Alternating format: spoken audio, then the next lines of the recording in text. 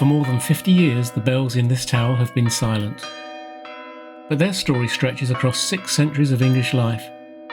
Through civil war, plagues and empires, some bells were cast in fields by itinerant bell makers, one by a man who would later hang for murder. And now, for the first time in a generation, they will ring again. The tower at St Mary's has stood here since the Victorian age, but this comparatively young church is showing signs of age. All 4 bells were installed to be swing chimed, but the bell frame's fragile. The walls are thin, it's no longer safe to swing the bells. But silence isn't the fate of these bells, not yet. A team of volunteers came together, a bell ringer, a historian, a sound engineer and a filmmaker, to record all of the bells carefully and accurately, possibly for the last time. Dave, whose research has uncovered the story behind these ancient castings. John Dier was described as an itinerant bell maker. So Robert, if you do a lifelong bell ringer, teacher and bell maintainer. The rim, so you're quite correct in that thinking. Rob, a professional sound engineer, more used to work with rock bands, all now trying to record clean audio in an old tower full of creaks and cobwebs. Let's just do a couple more of those, I guess. See how they sound. And there's me, trying to film it all without falling through the floor. I'll let Dave take up the story. Right, so today we are, for the first time in possibly 50 years, ringing the bells that are in the tower at St Mary's, Thundridge. These bells originally hung in the Thundridge Old Church Tower down the valley this way. And the oldest of them, which is somewhere around 1480 or possibly a little earlier, was probably made for the Thundridge Old Church Tower at the time of its building. And the second oldest bell, which is 1580, was again most likely was actually cast on site at Thundridge Old Church. By an itinerant bellfounder called John Dier, who was in 1603, I believe, was hung for murder from a barroom brawl. And speaking of hanging, Robert explained how we know the bells were once hung in the tower. As we discussed, so it can never swing, but there is this cutout here, and this suggests to me that this was cut out to give a little bit of extra space for the wheel when this bell was swung, to allow that to swing round. So that's another interesting sign that probably this did have a swinging bell in it. And if you look up here, you can see that there's a much smaller cutout there, and that's probably for the lip of the bell to go to swing up into. And the reason it's only little is because only the lip is needed, whereas the rest of the bell is much thinner at this point. So these would have been to replace when they stopped swing chiming them. These were introduced by Reverend Ellacombe, who lived in Bath, and they look like this. Can you see this massive steel ball here? So they chime from underneath like this. Bell swing chimed, it would be this clapper who hit it. You just have to, the temptation is to pull and hold. Exactly, you have to pull and let go. Yes. That's why these are so massive, is so they drop down under their own weight. Uh-huh.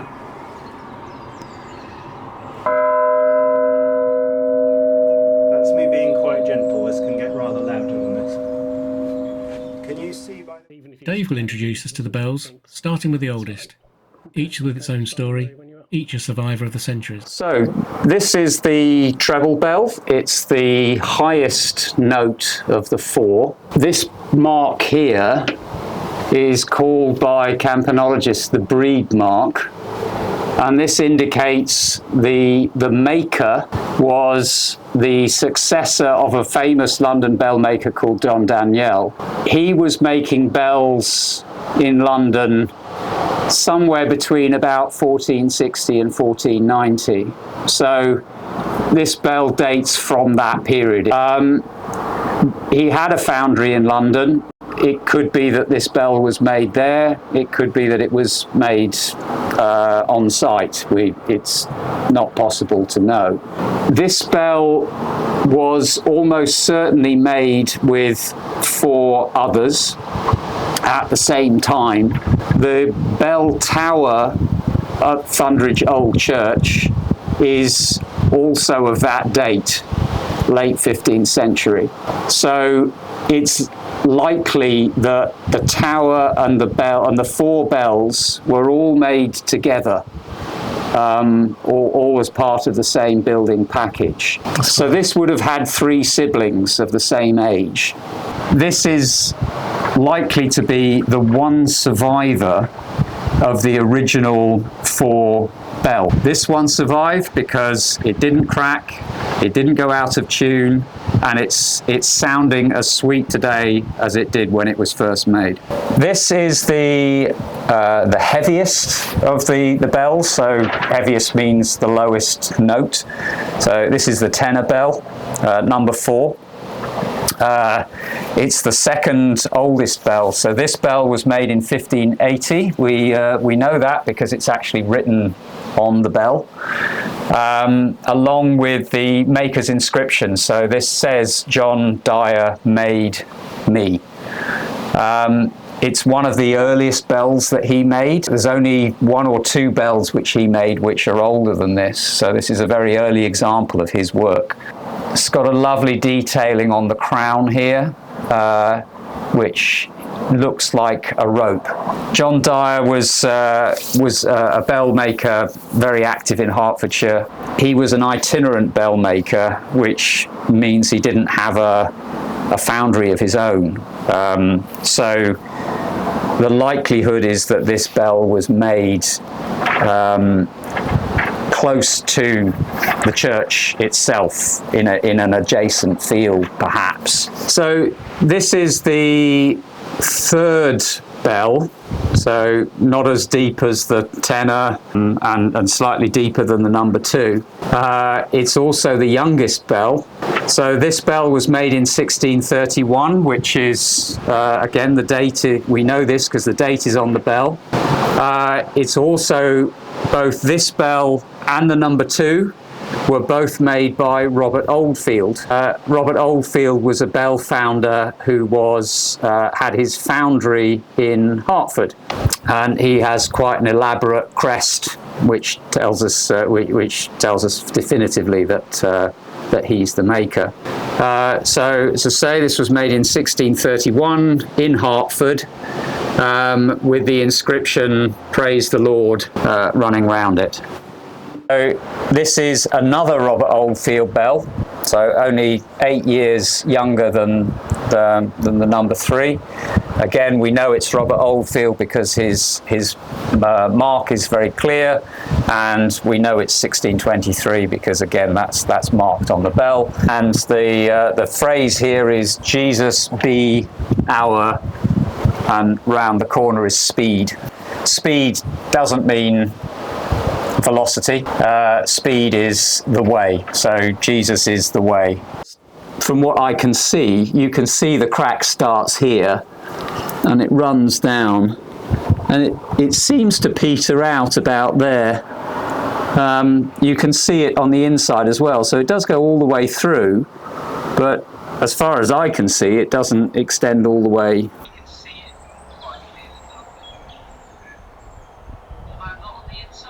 Capturing the sound of bells takes real skill. I just heard the bird scarer on that one, didn't I? The sound of a bell consists of an initial strike, often called the fundamental, followed by a long hum. Compared with the hum, the initial strike is incredibly loud. It can easily overwhelm a microphone. Rob has to set the level just right in order to record both the strike and the hum. The diminishing hum of the bell can last for quite some time. Sufficient time, in fact, for the recording to be spoilt by road traffic, aircraft, and even barking dogs. Yeah, very exciting coming with the headphones. Did you get the dog in the background, though? I did, you did set a dog off. I honestly, that's very normal doing this sort of thing. Rob placed microphones in various positions, some directly next to the bells, some in the ringing chamber beneath the bells, outside the bell tower, and even inside the church. He ran cables down to his car, turning it into a mobile recording studio. Because of the volume of the bells, everyone in the tower was advised to wear ear protection. It's just going to be a second while we clear the tower of people without ear defenders over. Here we go, ear protection. Ready?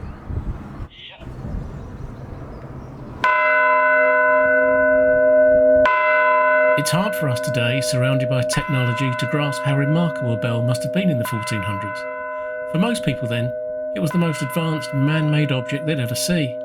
Cast from molten metal and tuned by ear, church bells could be heard for miles. Thank you. How's that coming through? That is coming through okay. Alright, Ron, we're ready when you are on bell number 1. And then, with careful coordination, the team rang each Here we bell. go.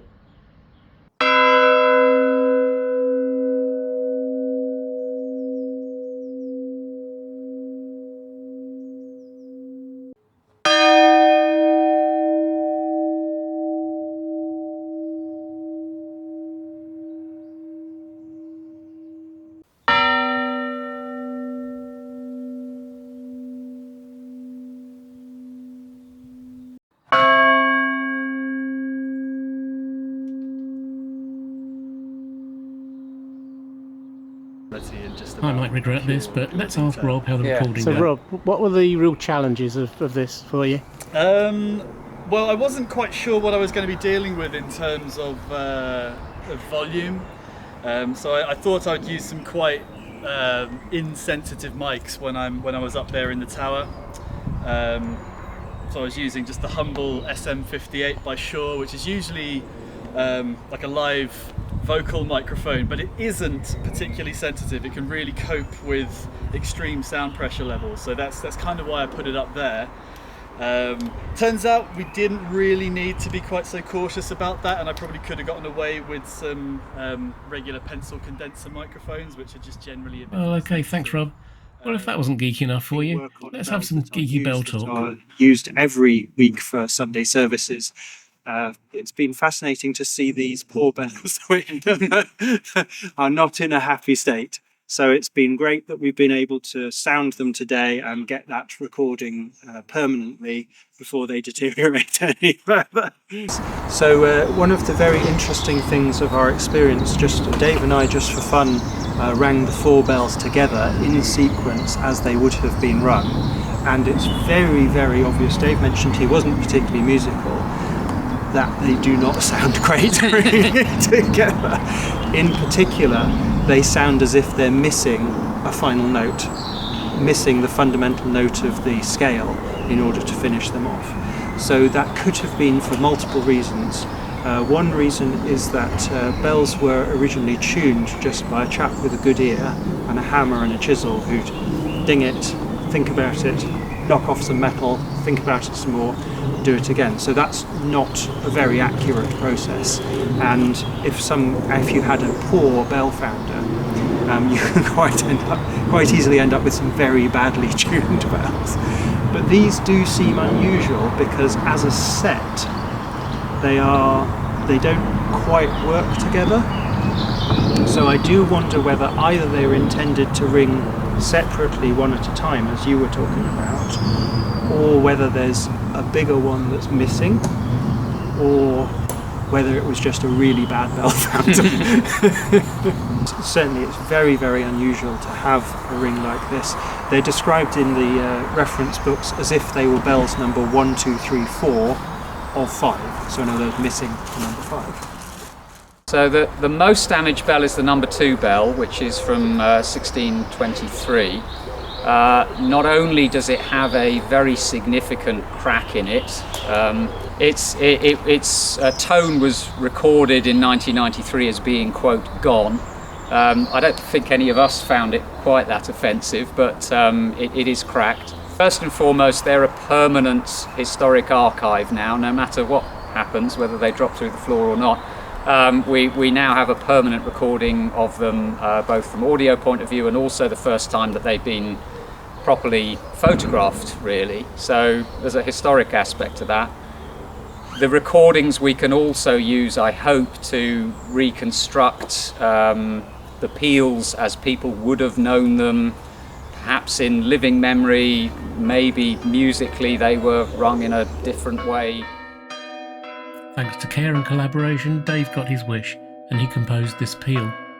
It's a digital reconstruction using the actual recordings of the bells, assembled into a sequence called plain bob minimus, which was common in the mid-17th century.